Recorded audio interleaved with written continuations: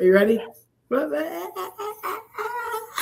No, we are live. Jennifer Lacey, what are you doing? I'm home from an amazing conference that we had in Chicago, Converge Construction Summit. You are in the airport, so this should be fun.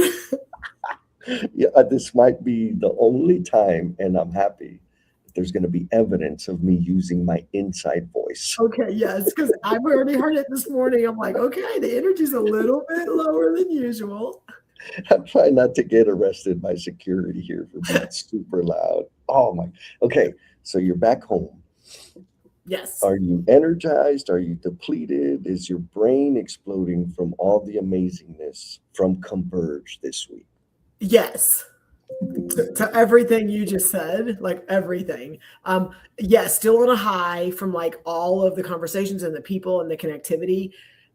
You know me is that I am the biggest. I'm one of the biggest extroverted introverts. I think is the Yep. way I say it Yep. because when I am in those rooms, I try to give every person like the time and the space and the presence and make sure that I'm there and by doing that and by creating those connections and being there, I am completely drained when I'm done.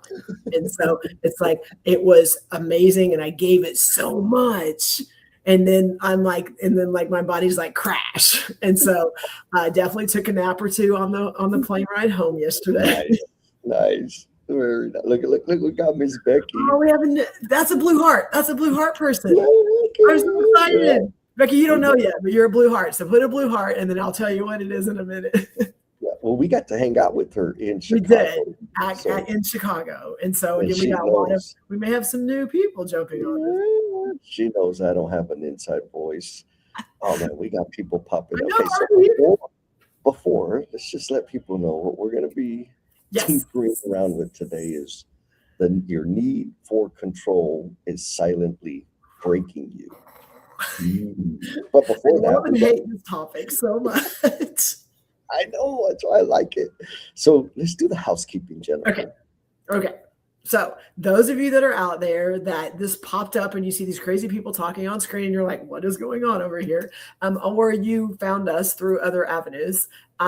We ask you if this is the first time that you've either been on our live stream, first time, or you've been out there listening, kind of paying attention, but you haven't typed anything, or you haven't added your voice, or you haven't shared anything in the text, then we're talking to you because we don't know you're there unless you type and you add comments. So if you're in the background, a lot in the background. And we love if you're in the background watching and kind of lurking around. But even if it's just one little icon, if you'll let us know, that gives us one, we can recognize you because we love having people come and jump on. But it also lets all of our No BS tribe connect with you and follow your content and engage with you. And anyone that adds a comment, adds a heart, adds an emoji, adds anything in the comments, they get put into the randomizer, which it's so ironic that Becky is the one already adding all these things, is because anyone that goes into the randomizer at the end, before we get off, Jesse pushes a button. And Jesse, what happens when they go into the randomizer? Well, Jennifer, let me tell you. For all the comments and the hearts and all the things, you get in the randomizer. It's a little raffle at the top of the hour. I will do the button clicking, and the name that gets selected gets a 1 month pass to Emotional Bungee Jumpers and Cultivation Crew, Yes. where we work on like the skills that can amplify your career that most people are too scared to touch. Yes, that part. Yes. So we have fun and it's scary and it's vulnerable and you leave like really making big impactful choices when you get off. So yes. Another Yeah. one. Oh, we got another blue heart. Let me see. Let me see. We got another person we saw this week. Oh yeah, Miss Jory. I What's know. going on? That was so. And the one thing that I'm going to whine about from Converge was that like Jory and I were in the middle of a conversation and it was just people. So I never really got to have a full, deep conversation with all the people. But it was still awesome because I got to connect with everybody. So it was Yes. fantastic. Jory, glad you're here. Yes. We got Miss Jackie. She says lurkers. Yes, we love Yeah. the lurkers jerky. And Jackie, I know you got your live stream, so folks hit up Jackie because she's got a lot of good stuff going out there. Yes. Make sure you connect with the Blue Hearts. And if you're a Blue Heart, connect with anyone that's in the comment because they are rock stars. Yeah. And you know this guy? I mean, I do. It was funny. He was kind of poking in on some of our Converge stuff, like really wanting to be there, but not. I gotta say, I support the decision he made. It was an Yes. important decision for him to stay with the family. So way to go, Yeah. Mr. Hoots. Okay.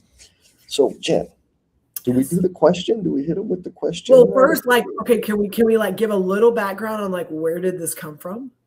Like Yes. a little, because I know, and we're going to be completely honest. Like, okay, normally our content for the live streams comes from like our previous live stream. We do an after party. We kind of get people to share more things, and then we leave that conversation and go, okay, Jesse, here's what's next. Here's what we need to dig into because it looks like there's some underlying things here. That's normally what happens.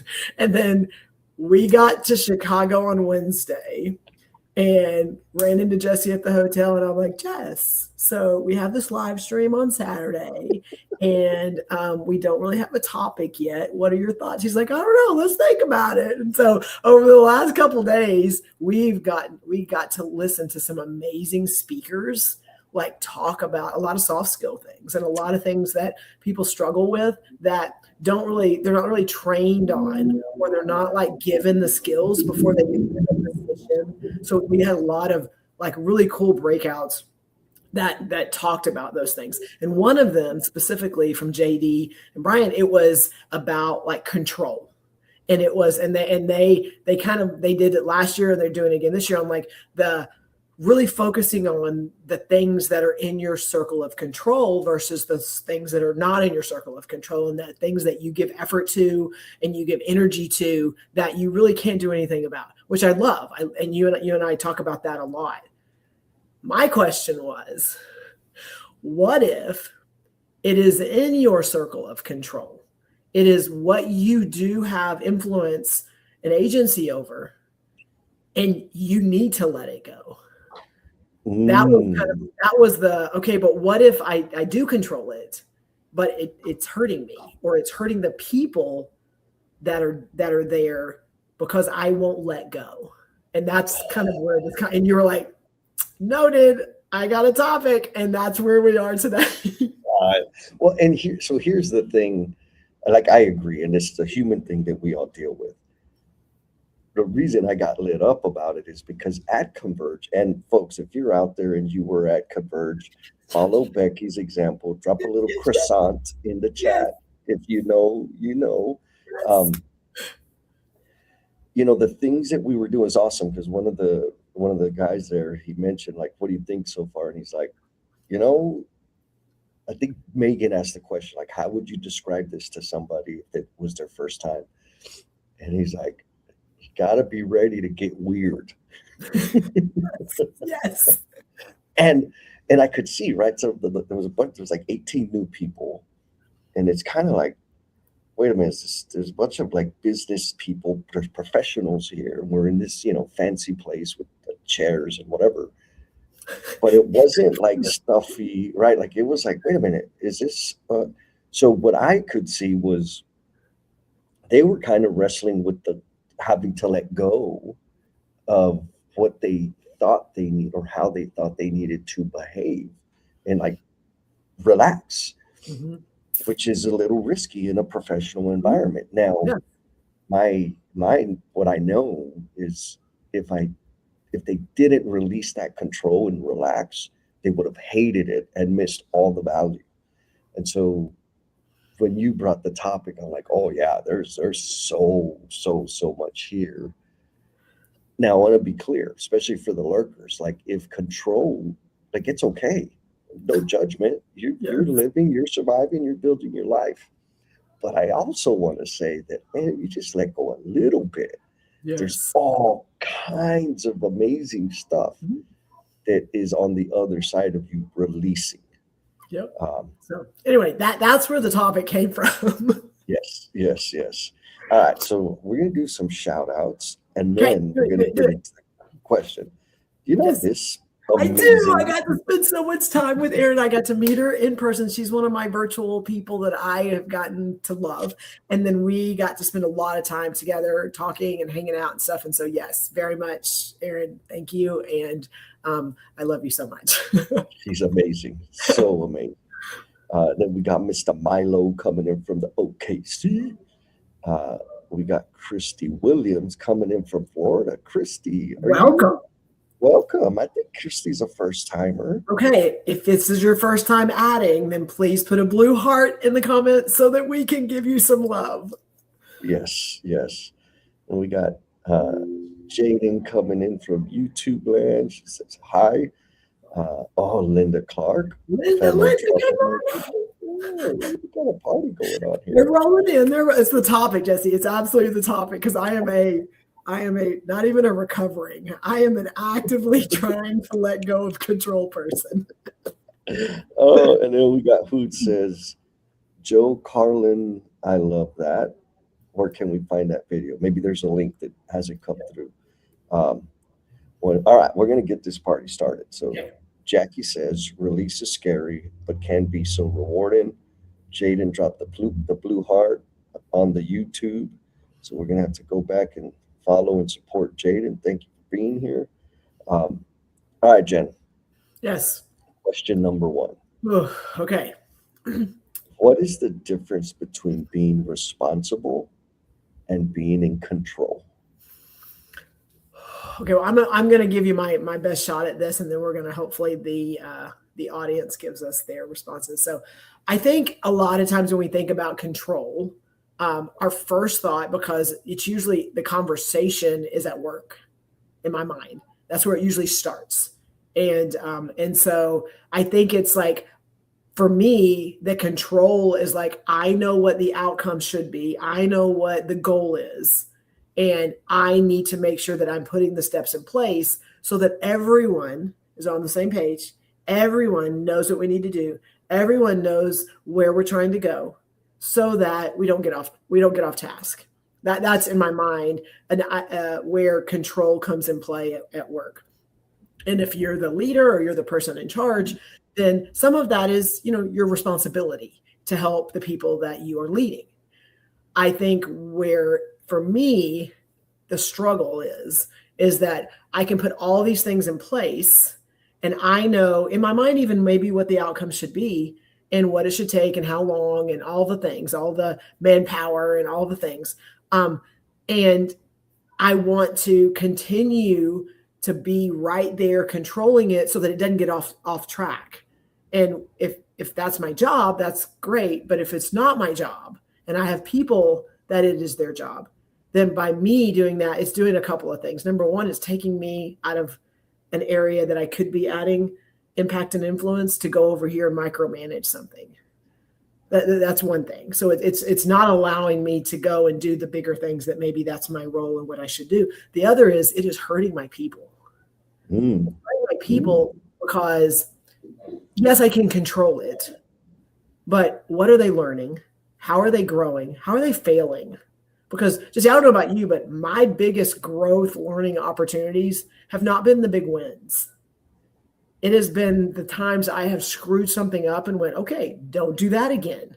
Okay, don't make that choice again. Or, okay, that's not the way this works. That is how I've learned the most. And the most memorable ones that have been seared into my brain on, don't do that, Jennifer, because you know what's going to happen. How are our people learning that if we can't let go to be able to let them learn and fail? And so I start with work because, that's where most people go. 99% of my examples, and I tried to put that together with work because I know a lot of people deal with that. 99% of my examples are from home.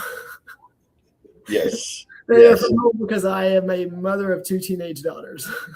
Oh, amazing. Oh my God. Okay, so we did some investigative work, and Miss Christie is a first timer, and Jackie is responsible for bringing her. So thank you, Jackie. Well done. Thank you. We got Mr. Christopher, repeat offender. Good morning. Yes, repeat offender. We love Christopher. And he's from Nashville. Is it something happening in Oh my Nashville? God, Christopher, stay on because we just got back from Converge Construction Summit in Chicago, and we're talking about a lot of stuff from that. We're going to be in Nashville next year, so stay tuned. Come on, baby. Yes. All right, so we got one answer from the tribe. So, folks, like for real, let us know what you think. What's the difference between being responsible and being controlling? Yep. Or maybe you don't see a difference. Let us know what your thoughts are. Miss Linda, I love Linda. She says responsible versus control equals adult versus psychopath. I mean, so I heard from someone else.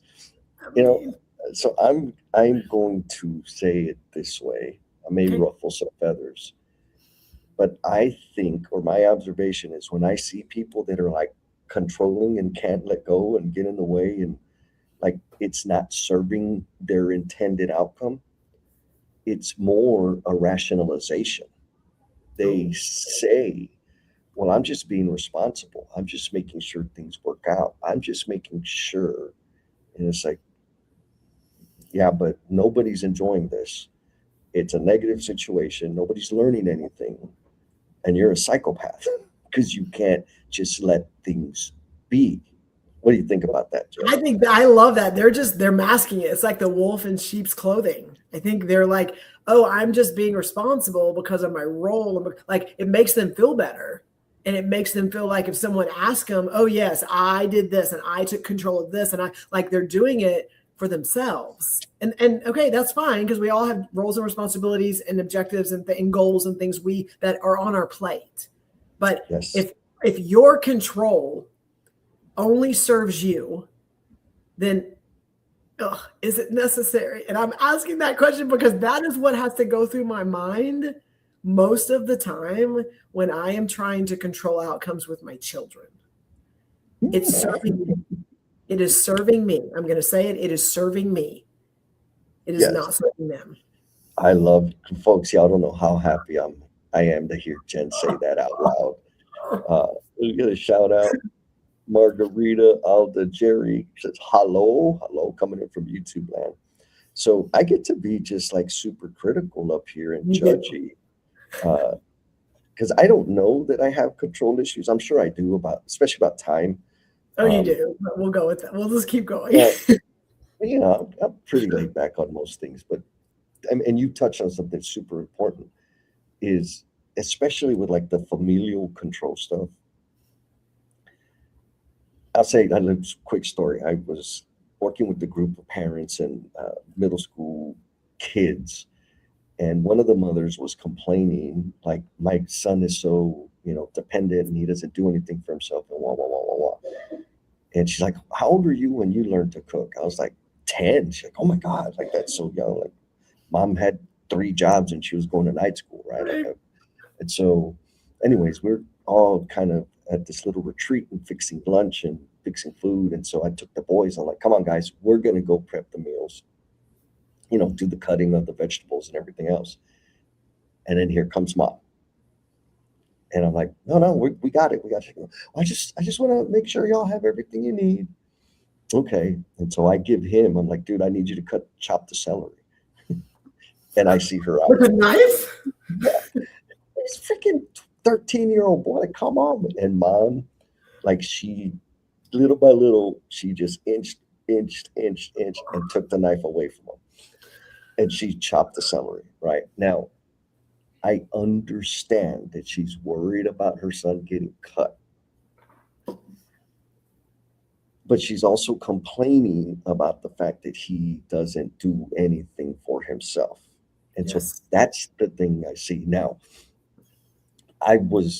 when I used to run work, similarly, I had a particular way of running pipe. I always made sure that all the letters, I could read them and they were left to right and blah, blah, blah.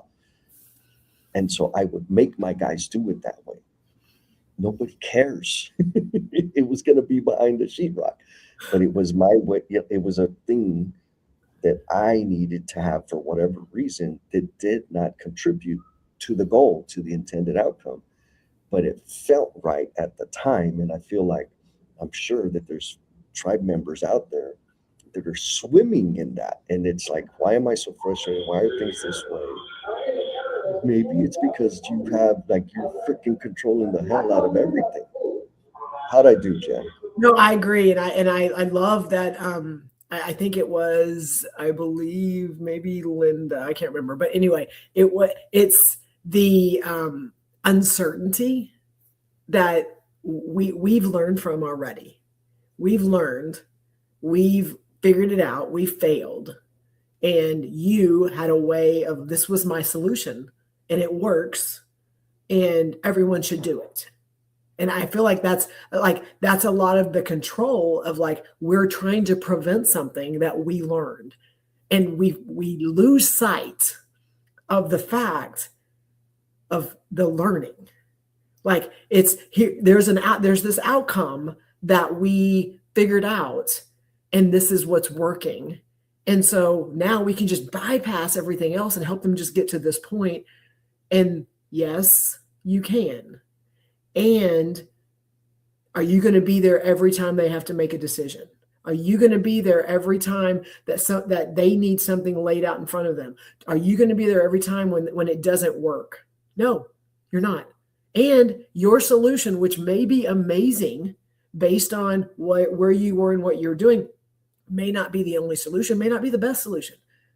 And so what environments are you creating, and what are you hurting by, let me just lay this all out for you. Let me tell you everything. Let me put all of them the same way because this helped me in this situation, and that may not be what's important on their next job. So those are so that's what I got from what you just said, Jesse. Yeah, girl. That's it. That's it. Like Christy also says, I think control is rooted in insecurity. I agree. Like it's this thing, right? Because we think I gotta have control. I gotta make sure everything's in order, because whatever.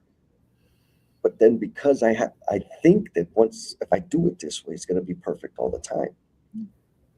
No, what it means is I have to do it that way, make it that way all the time. So it ends up controlling me. Because they become dependent on you.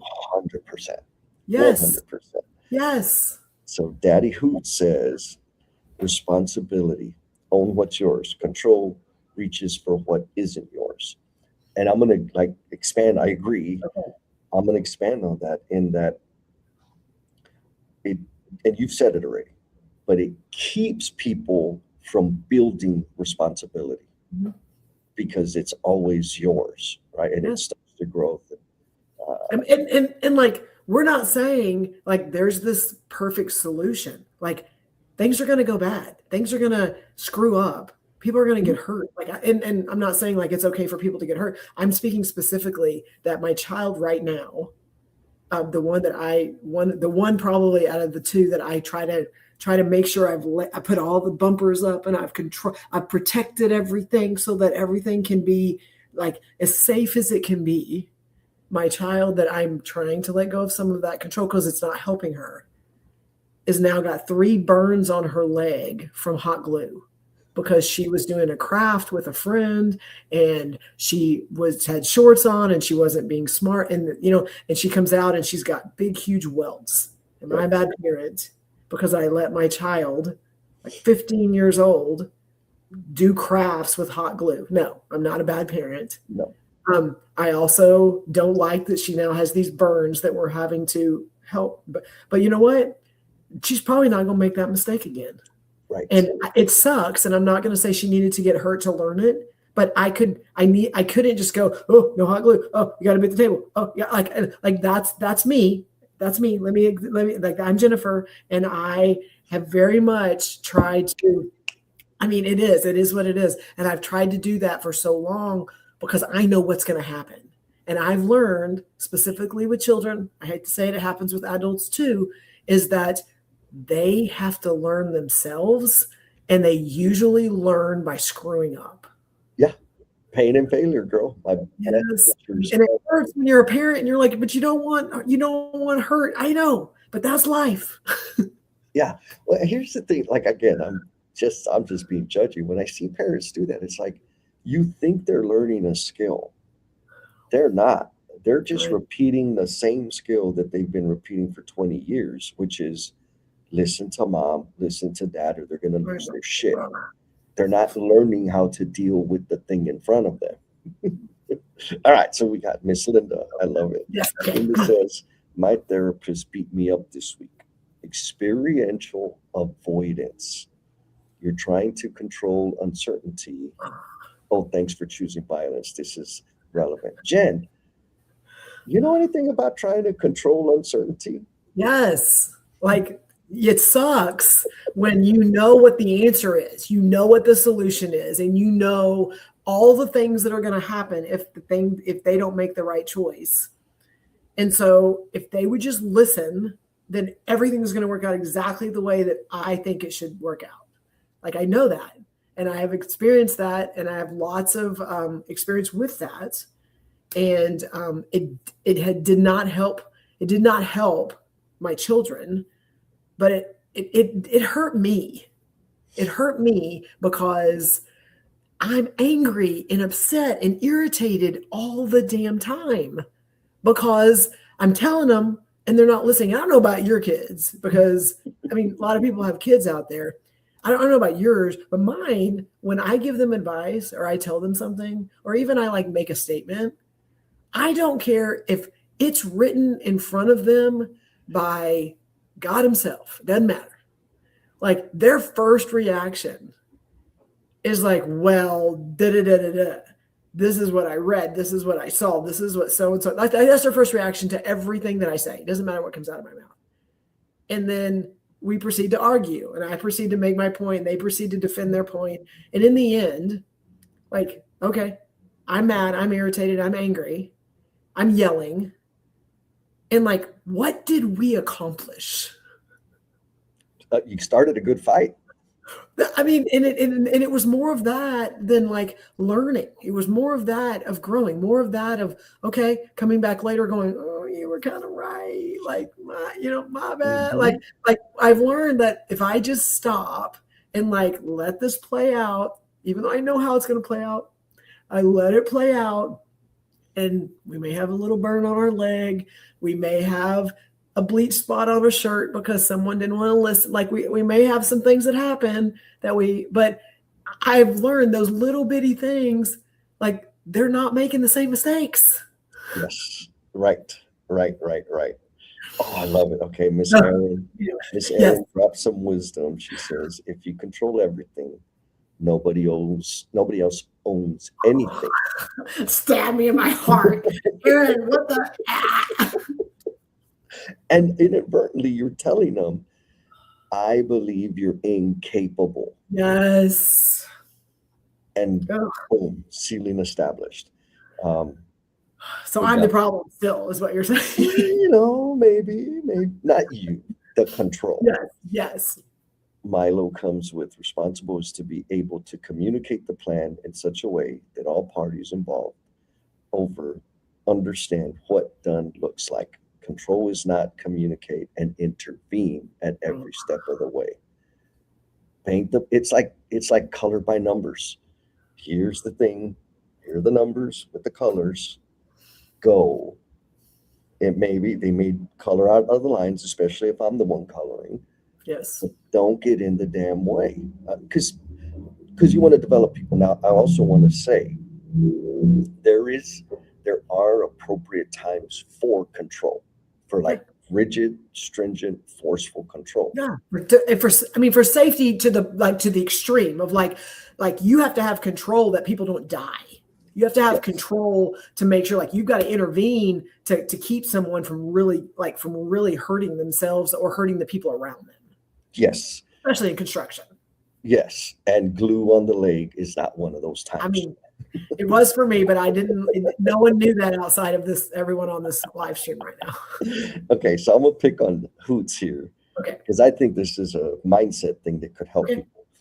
It says this is hard in construction because the super is responsible for the project's success, but must give up control to others to get it done.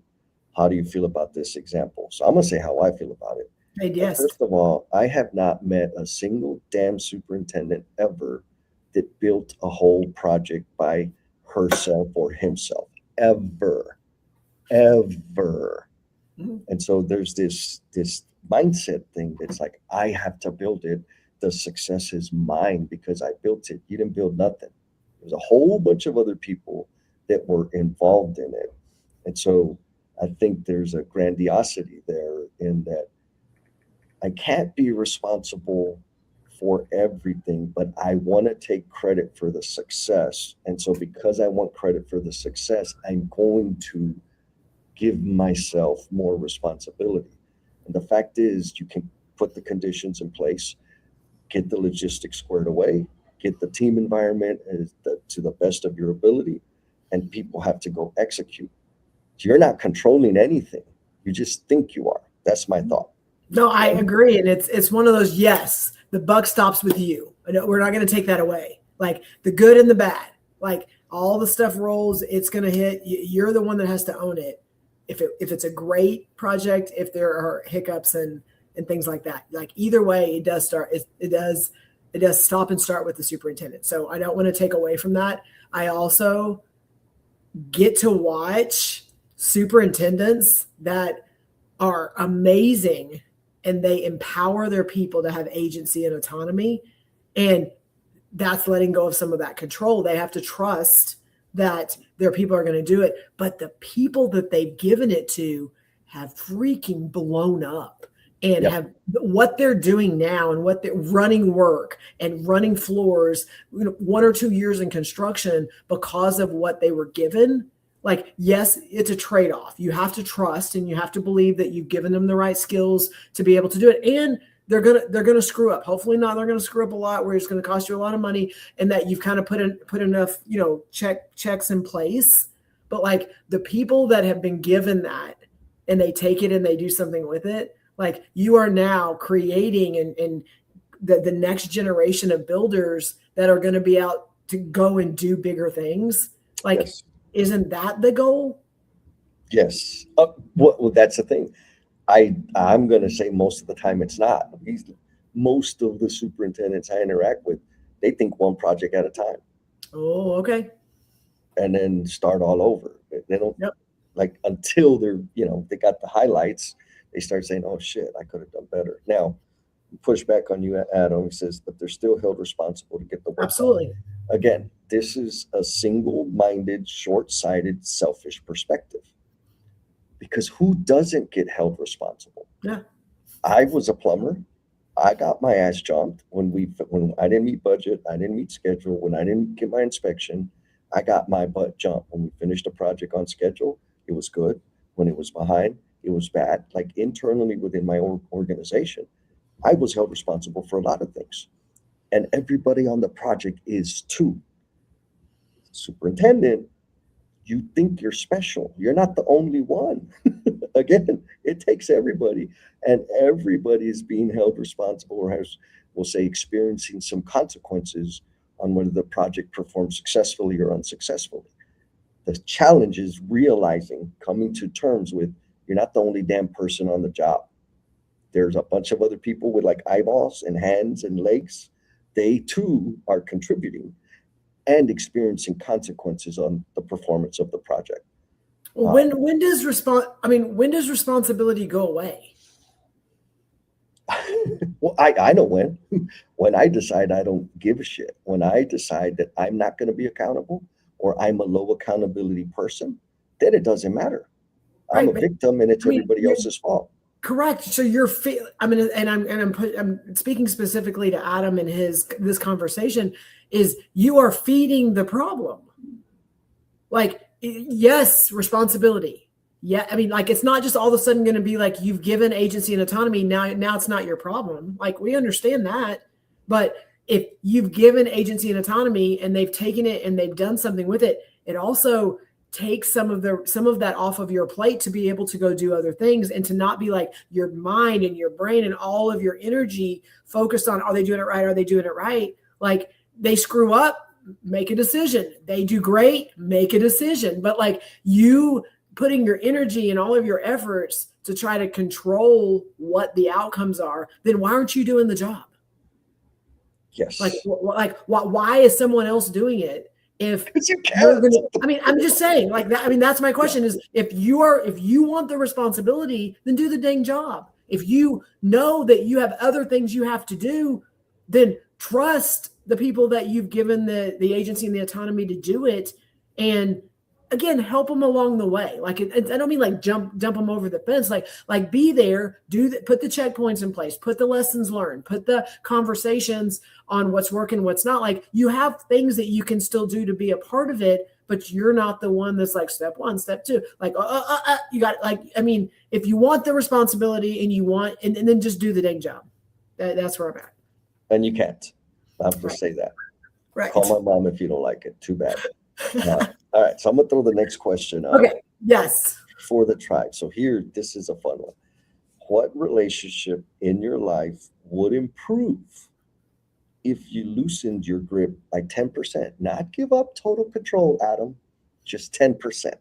Like, what kind of impact would that have on you, your mental wellness, your joy, and the relationships you have with other people? Now, there's a couple comments I want to come to, Yes. and then I'm going to blindside you. Becky dropping nuggets from Converge. What, who, and when? Beautiful. Yes, this could totally be applied. Adam, do you remember that part? Oh, no, you don't. You won't. Adam's going to be mad at me after today's show. Milo says, oh, okay. Milo says, it takes courage to be vulnerable, but it's better than being fearful and guarded. We got to watch a little bit of that this week, didn't we? We get some of the examples some of the exercises that we were able to, Jesse and I specifically facilitate, it is easier to be guarded and to control. I'm just gonna say, like that's my girl right there. See what she says? Yes, that's what I'm talking about, Dr. G. But it's easier. I'm just going to say it's easier to hold on to control. Like it's just easier. If you want to stay where you are and you want them to stay where they are, easy. Okay. It takes a little bit more. It's going to be uncomfortable. It takes vulnerability. It takes a lot of trust to be able to let it go. But then both people get better. Yes. I control. I mean, like for real, the word control keeps things in its current state, which means there's no room for growth or change. Right. Yes. Right. And those of us that are continuous improvement maniacs with the control streak, that we're contributing to the frustration that we're living. What do you think? Yes. Yes. Christopher says, I'm sure it was when I was talking. So yes. Oh, 100%. 100%. All right. Mr. Jim says. Answer, and then I'm going to ask you that question because I want you to. Okay. Jim says, I prefer clarity over control. Same. If I can clearly communicate the expectation, it doesn't matter how you go from A to B. Intent. Yes. What is the intended outcome? Amen. Love that. Okay. And that's like old school superintendent that is like lean. And he's like, if you want to engage with someone right now, like he's got lots of lessons learned on things to do and things to not do. Okay. I'm gonna ask this question of you, and then we'll go to the comments in a little bit. So Jesse, what relationship in your life would improve if you loosened the grip by just 10%? So you have an invitation to push back or maybe put me in a direction, but I think that if I loosened my grip by 10%, I would have more relationships.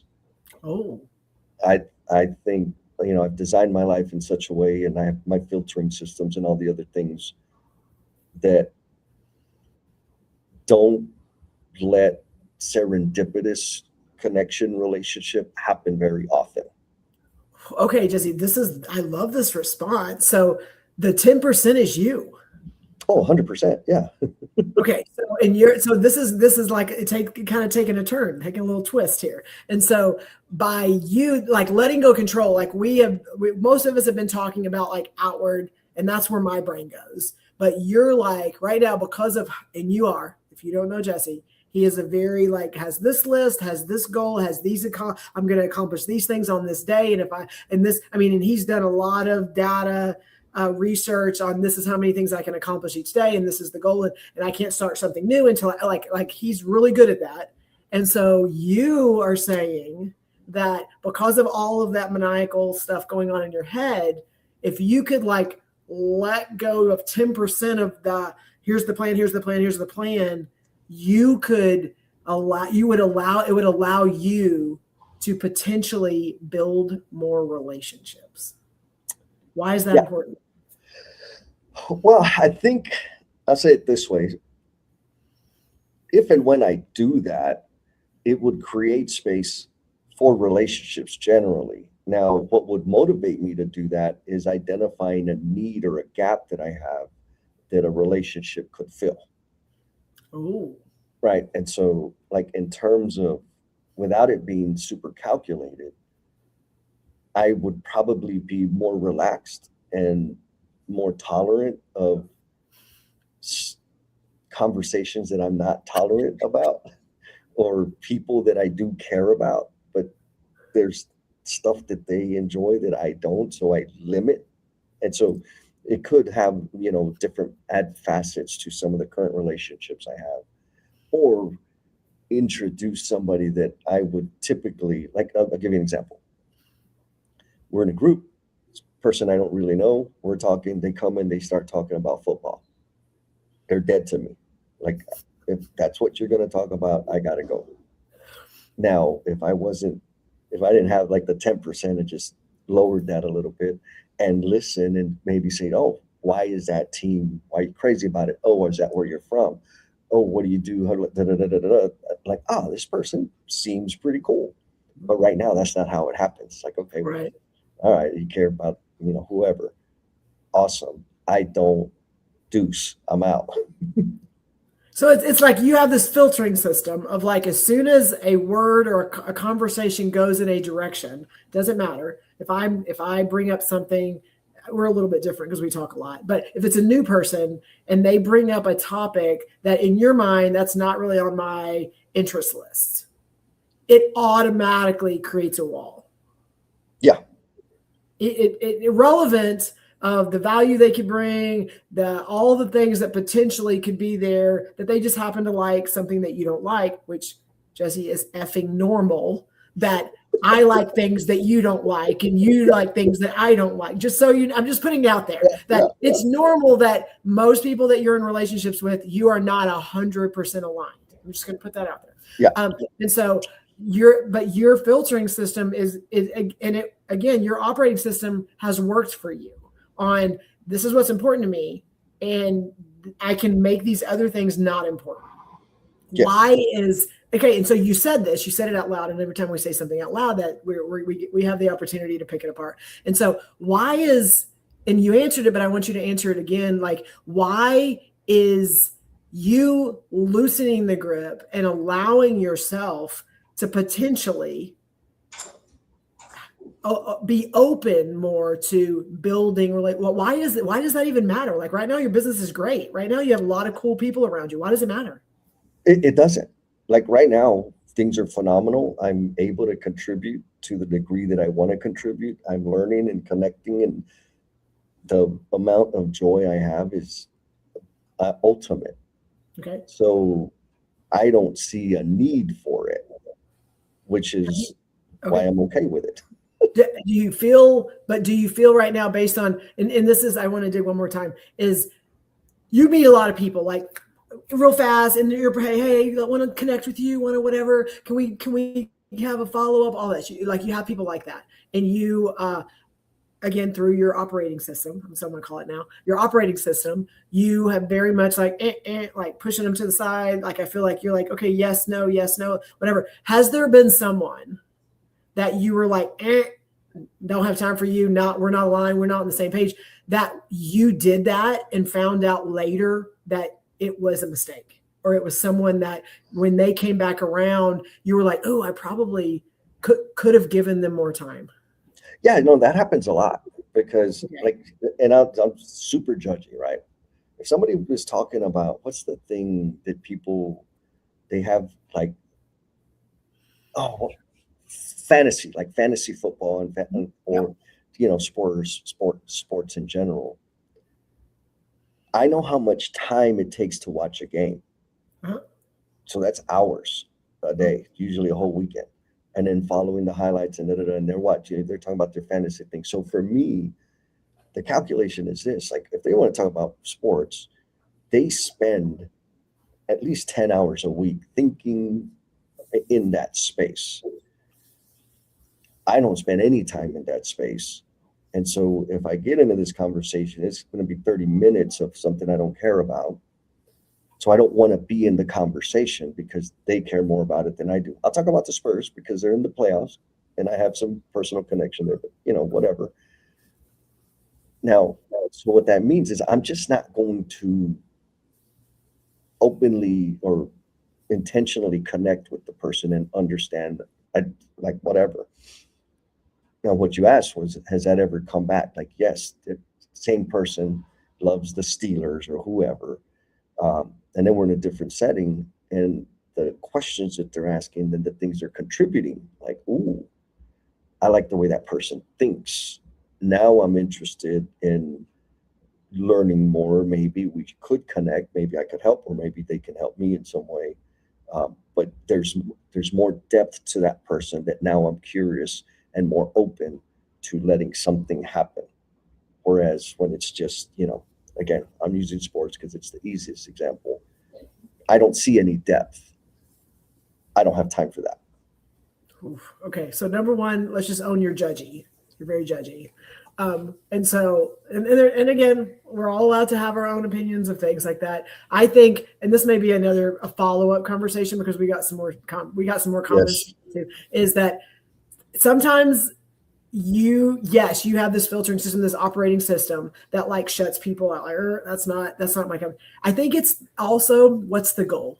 Is the goal to build relationships? Is the goal to make that person feel heard? Is that goal to take the time to be able to understand? But like it's the goal. If you're somewhere and you're networking and that's your goal, is like, I got to meet people and I want to build connections and I want to make sure that I'm growing my community so that, that whatever the goal, whatever you're trying to accomplish, then you may have to, and I don't know about you, but I know I have been in conversations with people sometimes the rabbit holes Jesse goes down, that it is important to him. And he has just figured out something that like he is so excited about that I will probably not ever take any time in my life to go and figure it out.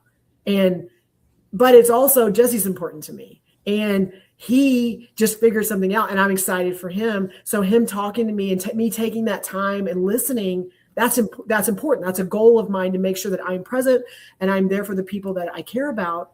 Then, that's a choice. Or I could be like, Jesse, I don't care. I'm never going to go down this road. Like, you get to make those choices. And so like when you're talking about control and you're talking about the things that like what you allow and what you don't allow, like first you've got to be able to do a little bit of self-reflection on like, my first filter is this person important to me? and I hate to say that, and it's so basic, but like if they're important to me, then I need to go, am I going to allow the time? Because I'm going to tell you that based on my conversations with Jesse, is any time we're talking, okay, it is a decision that Jesse has made that I am going to interact and have this conversation with Jennifer instead of doing something else. And it is a choice. And again, we get to make those choices. And so we can't make the choice and then be mad and resentful about it. So he can't get mad at me if he's not over here accomplishing one of his goals because he's giving me time. And like, I'm saying that because and everyone's like, well, yeah, no, I'm just saying like we impose those things on people because we're judgy or because we don't agree, but we just sit in that space and then are mad because we didn't get something else done. Yeah. And I know that's kind of around, but like, okay, wrap it up, Jesse. Yeah. No, I'll say this. Like, I don't get mad for not getting invited to Super Bowl parties and games. And, this actually, Adam probably remember this. We're in New Orleans. He had tickets to the Saints game and he invited me. And I'm like, I would love to hang out, but no, I'm not going to go. Because all I did was like this, we're talking 4 to 6 hours of sitting with people not Adam, but like other strangers yelling and shit. Like, no, I don't want that. Would it have been awesome? Hell yeah. Would there have been stories? Yes, but it's just not a thing. So I don't get to be pissy about not getting invited to the game or because people know like, oh, Jesse's a pain. I won't be able to stay the whole game. I'll have to leave. Chris, thank you, Christopher. Says, don't feel bad. I like golfing because it's hard. It is almost impossible for me to play 18 holes. I get about 8 or 9 holes in. I'm like, okay, I got shit to do. I got to go.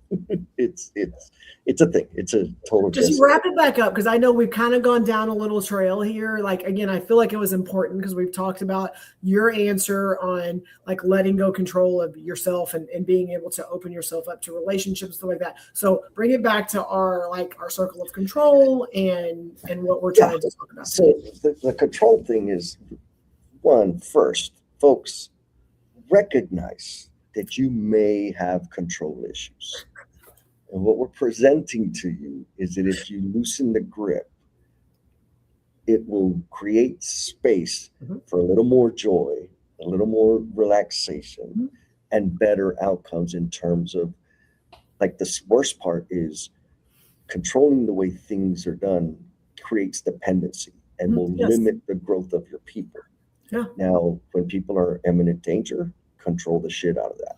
But not everything is imminent danger. Not everything is a life or death consequence. And so if you're frustrated with your people not growing and not contributing and not making decisions on their own, that's a sign that you're controlling the situation. You're the problem. You're the problem, 100%. Now, we have several answers to what relationship in your life would improve. Yes. Milo says, my marriage. From what I hear, those are important relationships. Yes.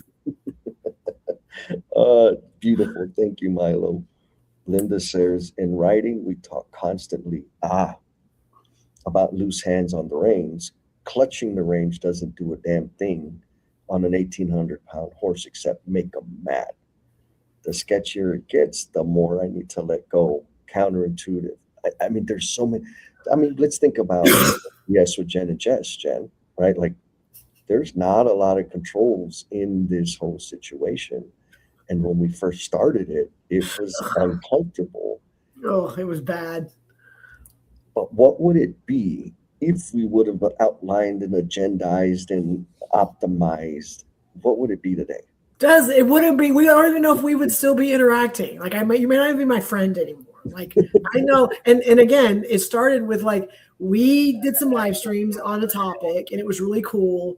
And we had fun and it turned into a book. And we were like, we were driving. We got a lot of people like you that jumped in and contributed. And we were like, man, this is so cool. And then we like finished what our plan was. And everyone's like, what's next? And Jesse and I were like, what do you mean what's next? And they're like, what's next? What are y'all going to talk about next?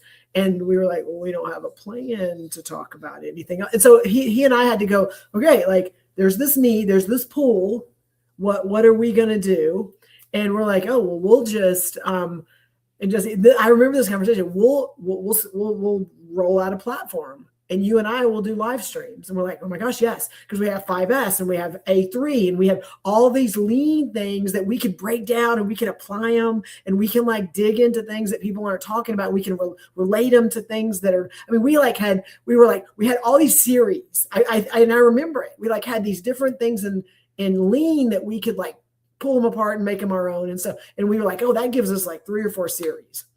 And so, and then like the first one, and please don't go back and look at any of the first year, maybe the first 6 months of us doing live streams, because we're like on 4.5 years right now.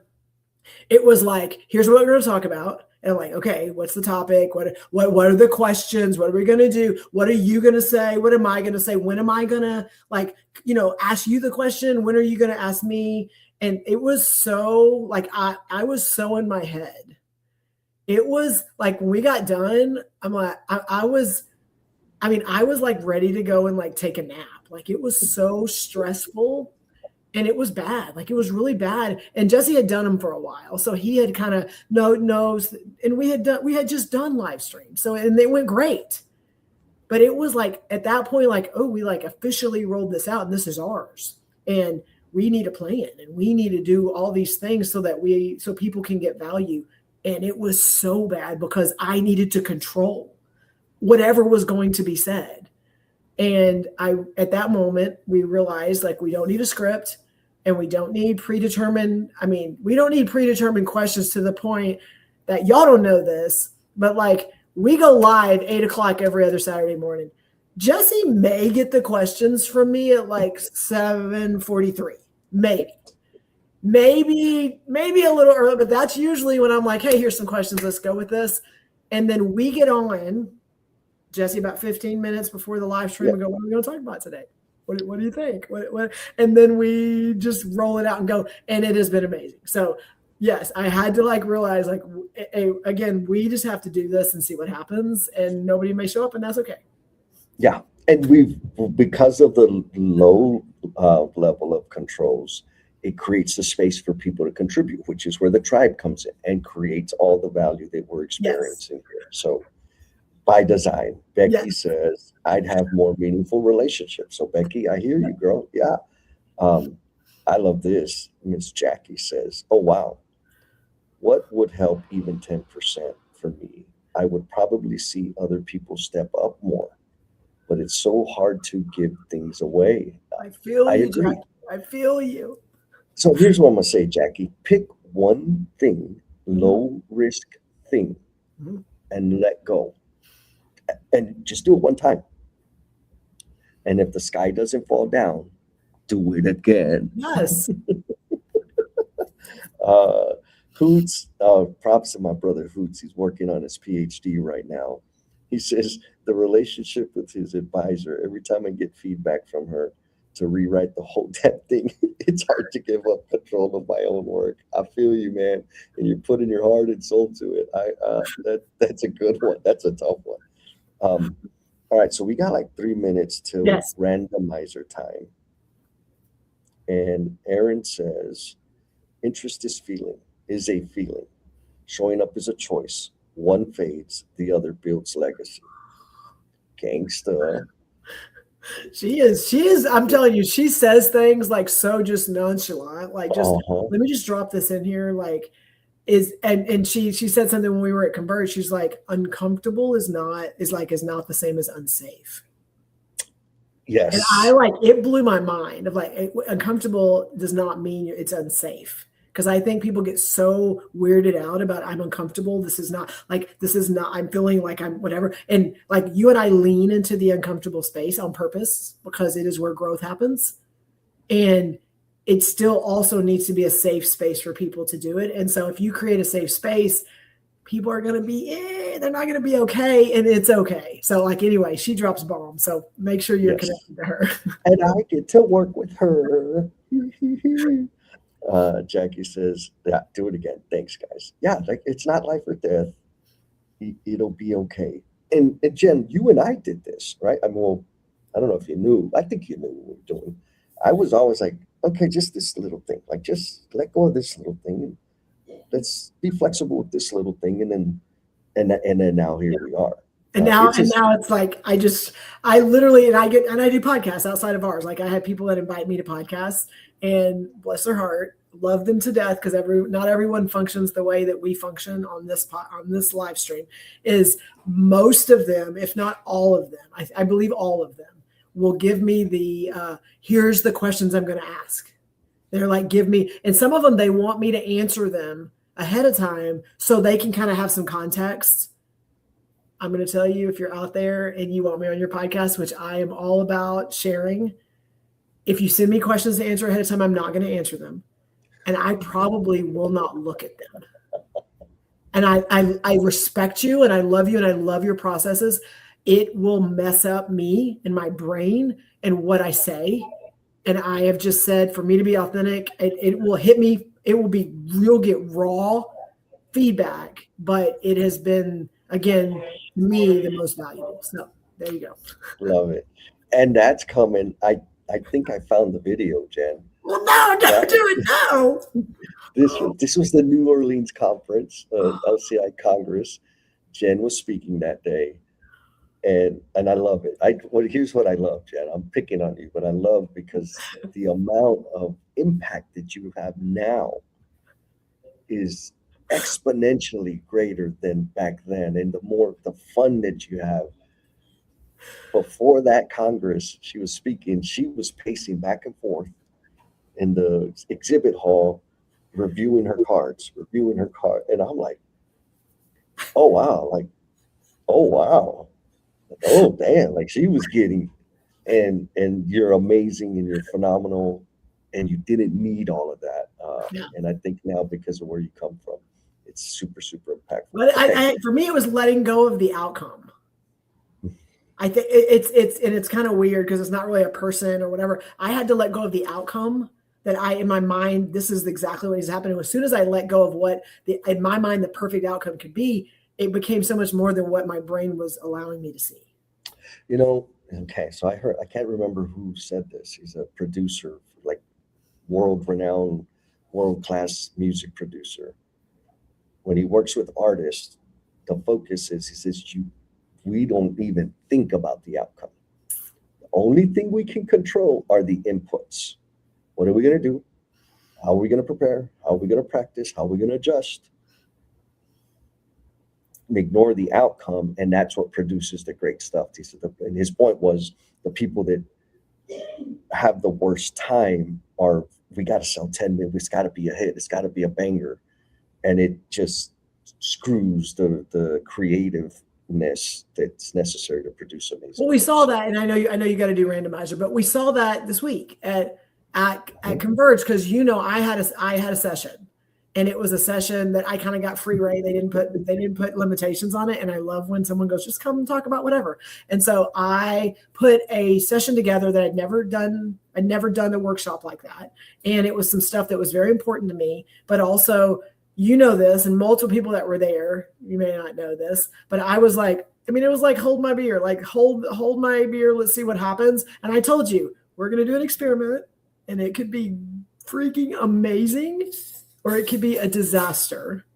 And it will give me data points to let me know if this is something I should lean into, or if, hey, let's not do this again. And this, not many people know that, but that is how I went into it. And it was like completely upside down from what was happening and what had been happening up until that point.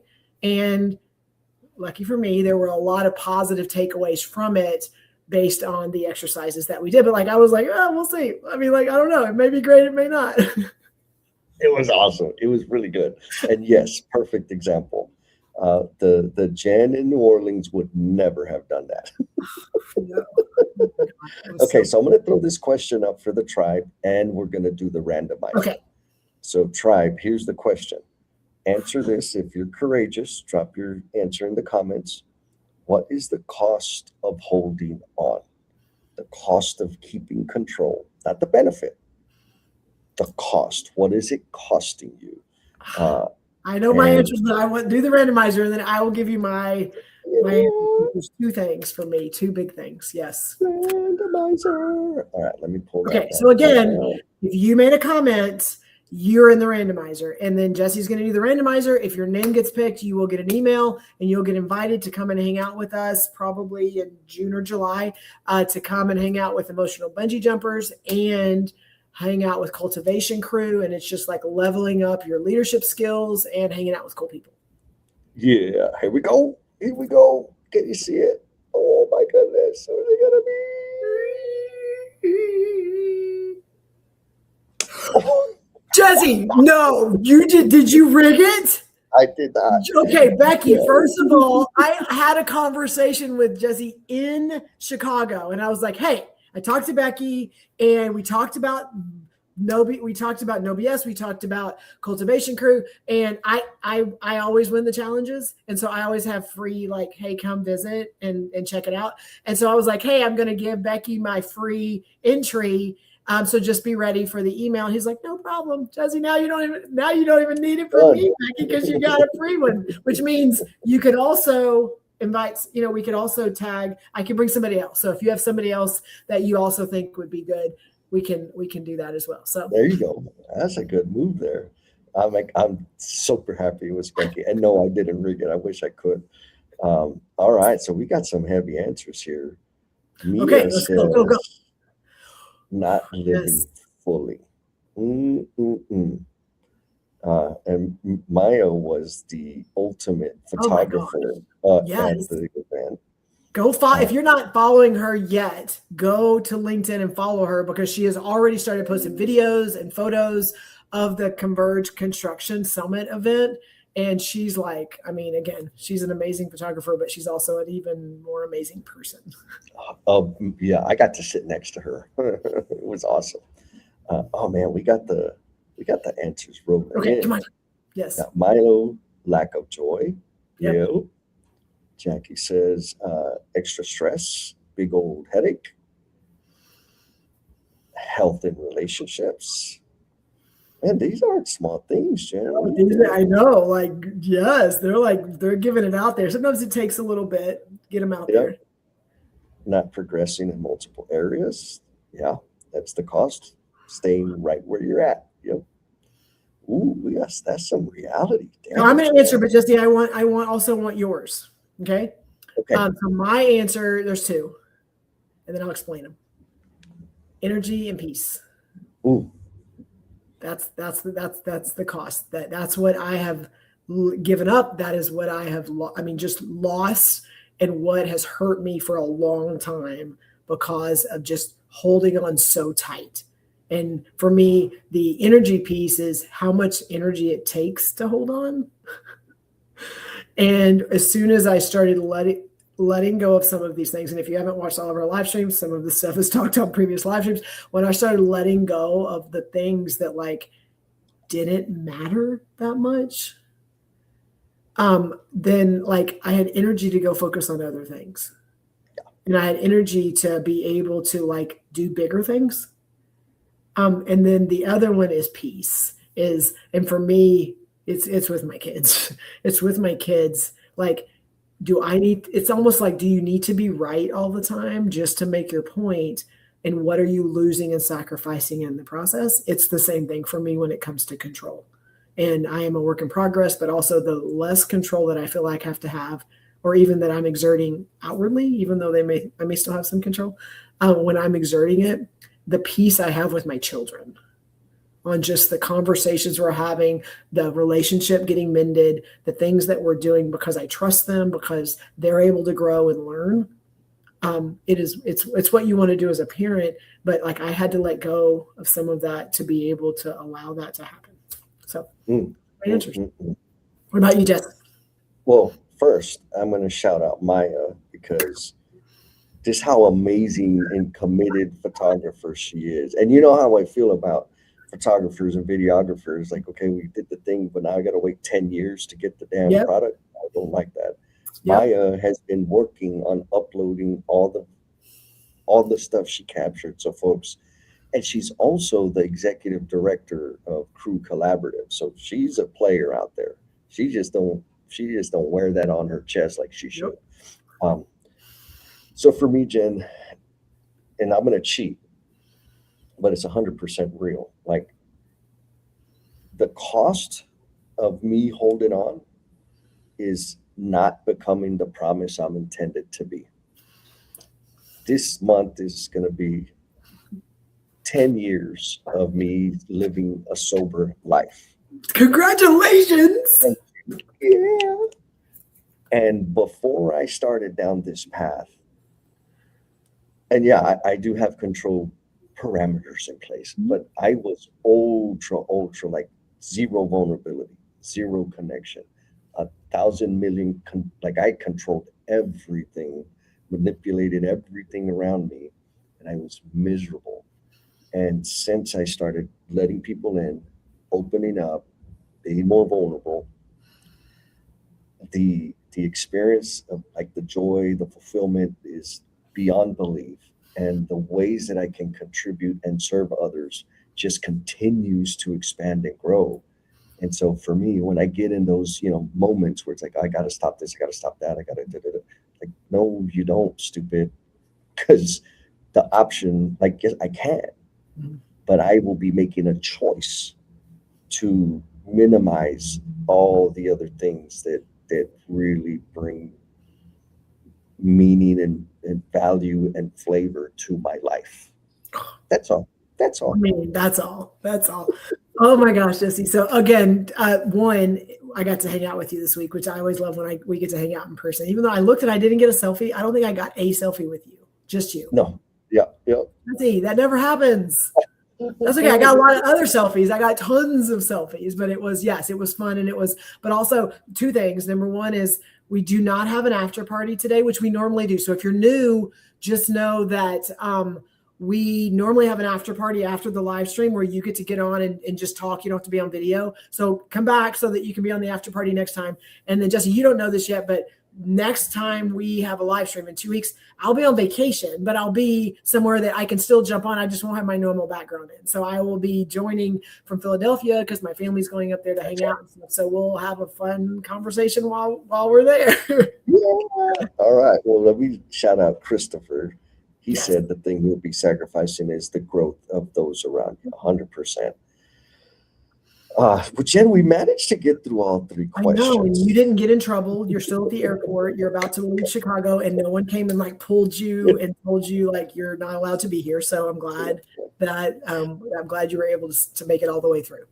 Yes, 100%. Oh, look, Mia's got a picture of us. There you go. Yes, good. Because I'm like, how did that happen? I love it. Well, folks, all the convergers, love you guys. Glad you all made it safe. All the No BS tribe, as usual, man. Thanks for showing up and contributing to the conversation and being vulnerable. Adam, please give me a pass for picking on you today. I couldn't help it. I miss you. That's a sign of me missing you, Hoots. All right, Jen, you got the music? Yeah, and I do. And just final thought is again, what is one thing you're willing to release this week? Think about it. Just like what is that? What is the one thing that I'm gonna let this one little decision not be something I have to control? That's the challenge. That's it. All right. I'm time to control the music.